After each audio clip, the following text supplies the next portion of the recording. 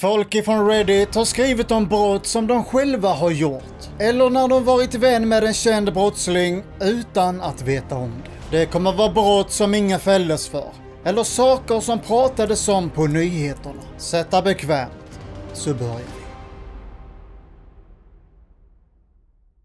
Första historien handlar om en man som gjorde ett brott på sitt egna arbete. Utan att någon misstänkte honom för det. Det var den perfekta kuppen.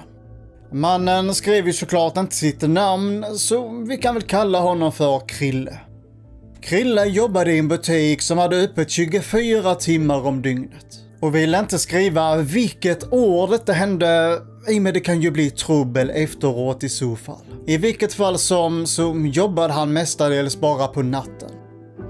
Det var ingenting som uppskattades alls. I och med du sov ju bort hela dagen. Sen var det upp och jobba natt. När du väl var ledig och du var ute när det var solsken ute, så var det så pass starkt i ögonen och fick ont att kisa och fick ont i huvudet på grund utav det.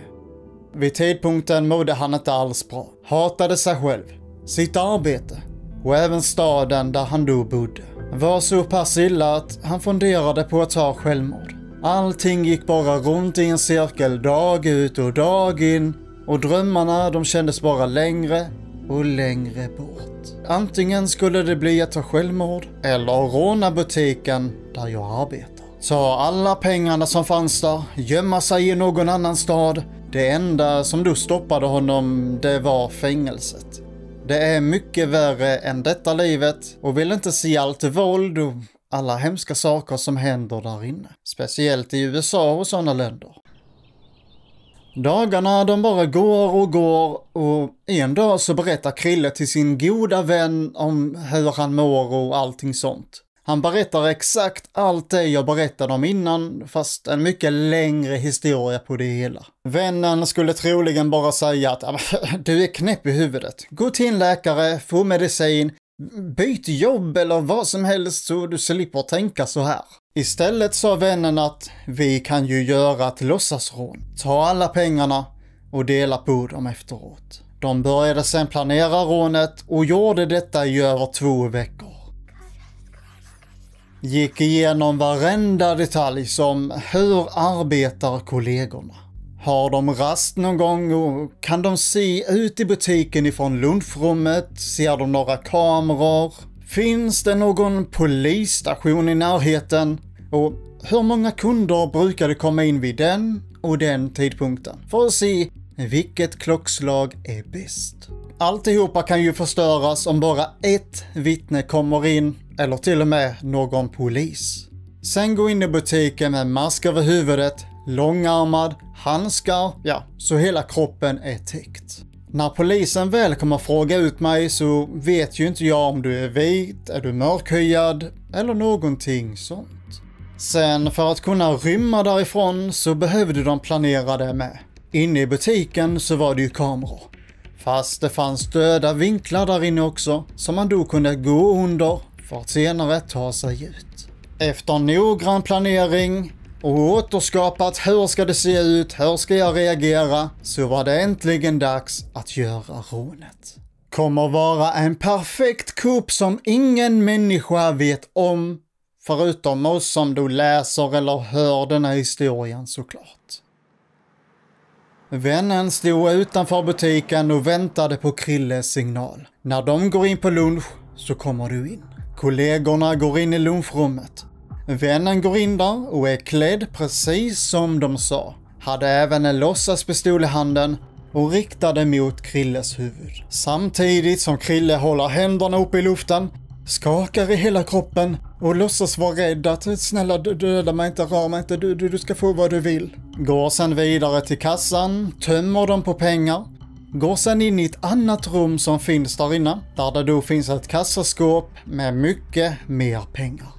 När det var klart så stack polaren därifrån såklart. Medans Krille lägger sig ner på golvet, skakar i hela kroppen och försöker se så chockad ut som möjligt och ligger ju där ett par minuter. Annars så kommer ju polisen undra, varför ringde inte du direkt efter rånaren har stuckit? Utan kan du säga att jag var så pass rädd att jag vågade inte ringa förrän efter några minuter, förlåt. På det viset kunde polaren sticka därifrån utan att någon såg någonting. Poliserna kommer ju på plats och de vill ju kolla igenom kamerorna. Och i med dessa kameror inte tog upp något ljud frågade de hur pratade han, hur lät han? Och då sa Krille till polisen att han hade någon väldigt konstig brytning som jag aldrig hört förut faktiskt. Jag kan inte säga vilket land han kommer från. Och sa många olika skumma grejer för att ingen av hans polare skulle bli misstänkta för det. Kollegorna de såg ingenting och de hörde ingenting. Men de skrek ju inte där inne direkt utan de visste ju vad de skulle göra. Kuppen var perfekt. Det fanns inga vittnen som kunde säga någonting. Sen gjorde han precis vad han blivit tillsagd att göra. Kommer den rånare in, gör du precis vad han begär. Var inte någon hjälte. I med Krille skötte detta så pass bra så fick han en väldigt stor bonus för detta. Plus han behövde aldrig någonsin arbeta natt igen. Fast bytte sen jobb och sa att jag trivs inte alls här, jag är rädd för det som hände. Utan ville jobba på samma företag fast något som fanns långt in i staden så att han då kunde bo där. Och det var inga problem. Det fixades direkt. Kuppen gick som sagt perfekt. Ingen fälldes för det här. Utan nu mår han bra. Han jobbar dagtid. Han kunde även studera på college samtidigt. I med pengarna från rånet, det täckte alla kostnader för att gå på den här skolan. Vill du att jag ska berätta fler sådana här Reddit-historier i fortsättningen så ge gärna en tumme upp. Nästa historia, den är lite obehaglig. Fast, jag har ju pratat om sånt här förut så du vet ju att du har klarat det förr så du klarar det nu också. Denna historia är från en psykolog som hade en patient som då brukade råna andra människor. Mannen hade då väldigt stora problem med huvudet. Han kunde se i syne, tappade verklighetsuppfattningen och mådde såklart inte alls bra. Mycket depressioner, ångest, ilska, allting sånt. Och fallet som jag kommer berätta för dig, det är anledningen till varför hon har honom som patient. Killen bryter sig in i ett hus en kväll och tänkte då stjäla värdefulla saker. Pengar, klockor, smycken, allt som har något värde. Väl inne i huset så fanns det ramper vid alla trappor. Och märker att mannen som äger det här huset, han har ju något sorts handikapp. Antingen sitter han i rullstol för han har brutna ben eller någonting sånt. Och detta skulle ju göra allting mycket lättare. I med personen verkar ju bo själv hemma så vem ska kunna stoppa mig nu? Går du in till personen som äger huset och väcker honom. Hotar honom med verktygen som han hade med sig. Ge mig alla värdesaker du har i huset eller kommer du ångra dig resten av ditt liv. Du ska stanna kvar i sängen. Du ska inte vara någon hjälte, inte ringa polisen, utan gör vad jag säger. Annars kommer ditt handikapp vara ditt minsta problem. Och säger du det ena hotet efter det andra för att skrämmas. Mannen i huset, han vägrar ge någonting alls. Utan säger att jag har så pass lite och jag tänker absolut inte ge det till dig. Du kan skaffa ett jobb, arbeta, köpa såna här saker så du själv har. För mina saker, det får du inte. Rånaren säger då till honom med en väldigt lugn röst.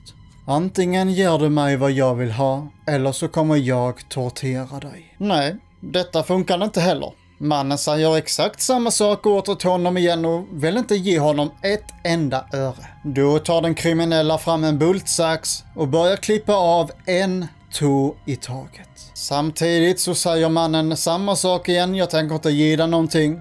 Han ligger helt stilla i sängen och verkar nästan obrydd över det. Alltså obrydd att han klipper av honom tårna. Och gör nästan inget ljud alls förutom att han berättar att han tänker inte ge någonting. Det var nästan som att han var immun emot smärtan.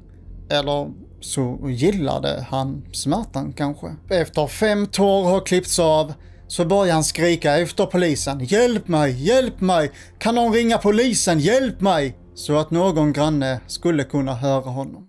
Efter 10 tår har blivit avklippta ger rånaren upp och sticker därifrån. Det tog inte så lång tid innan rånaren åkte fast och fick då sitta i fängelse för detta brottet. Och då fick han reda på en sak som chockade honom väldigt mycket. Personen i huset, ja, han hade ett sorts handikapp.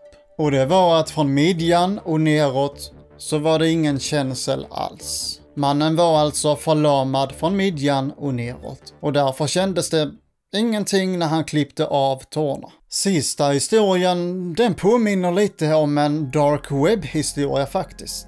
Fast detta hände inte inne på dark web. Det sjuka är att du kan gå in på den här sidan utan att ladda ner Tor eller någonting sånt. En ungdom satt vid sin dator och var inne på vuxensidor om vi säger så. Och hittade då en länk på en känd hemsida som de flesta känner till. ja, du vet vilken jag menar. Där tryckte hon på en länk så att man kunde se folk live. Det var allt ifrån unga till gamla personer som du kunde välja att titta på. Och valde då att titta på en kille i hennes ålder för att se ifall är detta någon bra live kanske. Det konstiga är att killen satt bara i sitt rum, gjorde sina läxor och det hände inte så mycket mer än så. Samtidigt så var det en livechatt som du själv kunde skriva i där folk skrev många olika saker. Saker de ville göra med honom, saker de skulle vilja se. Hur får man ens kontakt med den här personen? Och personen som var live, han verkade inte se att det fanns någon livechatt. Han hade alltså inte startat liven själv utan hur kunde han då vara live? Den unga kvinnan förstod senare att detta är en sida som en hackare har skapat och själv lagt in som en annons på den kända hemsidan. En person som hackar din dator, startar din webbkamera eller kameran på din mobil så att andra kan se dig. För att du tjänar pengar på detta så var det mycket pop-ups där inne. Du kunde även begära om att få se en viss person som du ville se. Det kunde vara din crush, det kunde vara din vän eller vilken person du än ville se. Så länge du visste om deras hemadress, mobilnummer, IP-adress eller någonting sånt så att hackaren kunde nå personen och hacka hans dator. Till slut så såg hon en person som hon kände igen från skolan, som även bodde i samma stad som henne. Killen satt på sin dator och spelade tv-spel, hade sitt headset på och pratade med sina vänner medan han spelade. Detta gjorde så att hon började fundera på, har någon sett mig i min kamera? Och berättade aldrig till personen, alltså killen som gick hennes skola, att hon hade sett honom där.